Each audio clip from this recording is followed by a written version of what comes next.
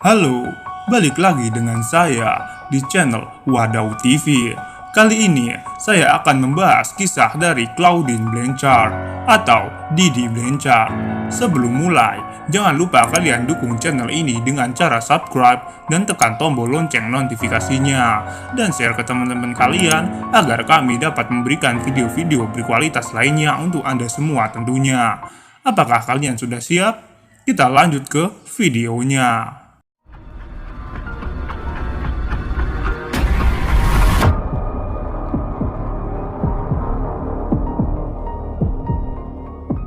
And leukemia. Very tragic life of Gypsy Blanchard. Your mom's dead, okay? No. Yeah. Okay. Gypsy. Gypsy Blanchard always listened when her mother told her to do something. Claudine Blanchard atau disebut dengan Didi Blanchard adalah seorang ibu 48 tahun yang tinggal bersama anaknya yang bernama Gypsy Rose Blanchard di West Volunteer Way, Springfield, Missouri, Amerika Serikat. Sepintas, mereka tampak seperti ibu anak lainnya, hingga sebuah unggahan Facebook menguak realitas sebenarnya di balik sosok Didi dan Gypsy. Didi dikenal rentakannya mudah bergaul dan dermawan, rela meluangkan waktunya bahkan uangnya. Ia tak punya pekerjaan, hari-harinya dihabiskan untuk merawat sang anak, Gypsy. Gypsy lahir pada 27 Juli 1991. Tubuhnya mungil, tingginya hanya 152 meter. Ia tak bisa berjalan dan harus duduk di kursi roda. Perawakannya kurus dan pucat, sedangkan giginya ompong dan tak terawat. Kacamata besar yang ia kenakan membuatnya tampak lebih tua dibanding umur aslinya. Gypsy senang bersolek bak putri raja. Ia kerap memakai rambut pirang palsu agar terlihat seperti karakter Disney, yaitu Cinderella. Gypsy hampir terlihat selalu mengenakannya di setiap foto dengan Didi. Gypsy dan Didi tak terpisahkan. Kami seperti sepasang sepatu, tak bagus bila berpisah, kata Gypsy. Dikutip dari BuzzFeed News, Didi menuturkan Gypsy mengidap beragam penyakit, mulai dari cacat kromosom, distori otot, epilepsi, asma berat, apnea tidur, leukemia, kerusakan otak, hingga penyakit mata. Didi mengaku semua itu sudah diderita Gypsy dari kecil. Karena kondisinya, Gypsy harus menjalani sekolah rumah. Didi mengatakan anak semata wayangnya itu seperti bocah 7 tahun dan tidak bisa bersaing dengan remaja seusianya. Kisah hidup Didi dan Gypsy yang inspiratif sering disorot media. Hingga pada Juni 2015, kehidupan mereka yang sebenarnya terkuak.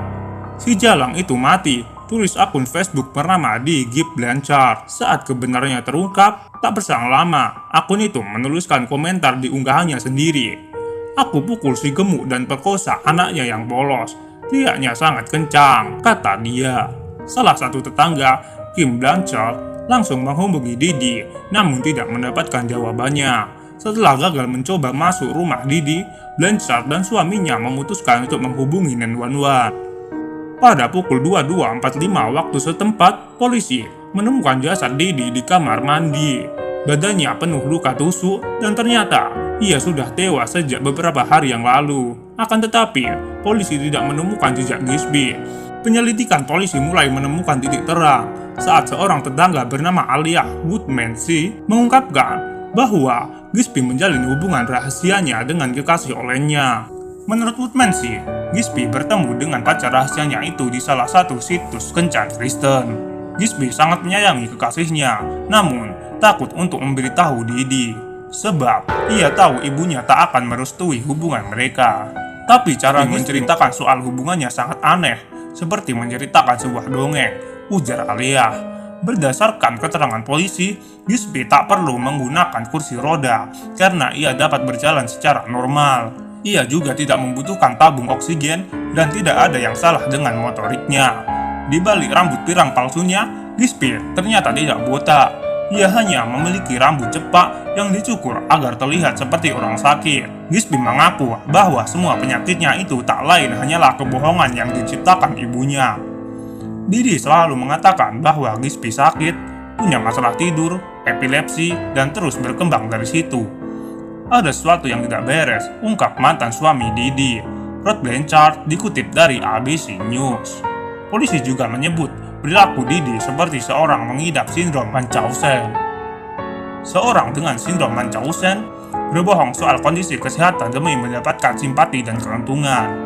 Selama sakit, Didi dan Gispi memang mendapat banyak fasilitas secara cuma-cuma, mulai dari tiket pesawat gratis, menginap di villa bagi pasien kanker, sampai berlibur ke Disney World. Di sisi lain, Gispi pernah mencoba untuk kabur dari Didi, namun gagal, hingga ia bertemu dengan pacar rahasianya, Nicholas Goddard John.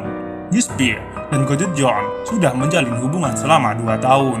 Goddard John tidak peduli pacarnya itu sakit dan duduk di kursi roda. Mereka berdua bahkan sudah merencanakan pernikahan dan nama anaknya kelak. Menurut penyelidikan polisi, pasangan kekasih itu pernah merencanakan pembunuhan Didi. Penyidik juga menemukan percakapan saat Gispi meminta Goddard John untuk membunuh Didi.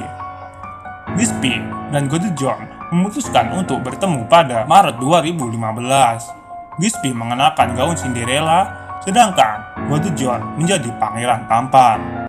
Tapi rencana itu gagal karena tak diizinkan Didi. Dia cemburu karena saya lebih perhatian kepada Goddard John. Dia meminta saya menjauhinya. Dia meminta saya melempar barang-barang, memaki saya, ungkap Gispi. Di momen itu, Gispi tak dapat lagi menahan amarahnya. Ia tidak membenci Didi, tapi ia hanya ingin ibunya mati. Pada suatu malam di bulan Juni 2015, Goddard John menjalankan aksinya. Ia pergi ke rumah Didi dan bertemu Gispi yang memberikannya lakban, pisau, dan sarung tangan. Saat Gispi di kamar mandi, Goddard John masuk ke kamar tidur Didi dan menusuknya berulang kali. Saya mendengar teriak beberapa kali. Saat itu, saya ingin menyelamatkan Didi, tapi saya sangat takut. Tubuh saya seperti tidak bisa digerakkan. Tiba-tiba, suasana berubah sangat sunyi. Aku Gispi. Setelah memastikan Didi dalam keadaan tewas, Goddard John dan Gispi berhubungan seks di ranjang ibunya. Setelahnya, Gispi kabur bersama Goddard John dengan perasaan bahagia. Saat merasa ada percikan kebahagiaan, tapi kadang saya juga sedih dan menangis, merasa bersalah. Saya rindu ibu, khawatir terhadap apa yang telah saya buat. Namun, dia sudah pergi, tutur Gispi.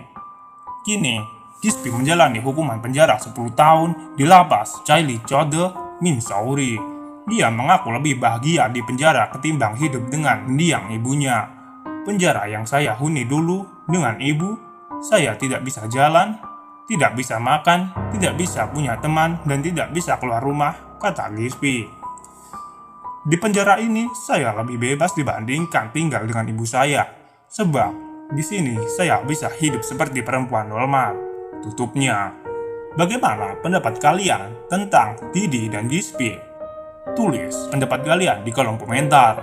Jika kalian mempunyai cerita horor, jangan lupa kalian tulis di kolom komentar. Sekian, dan bye.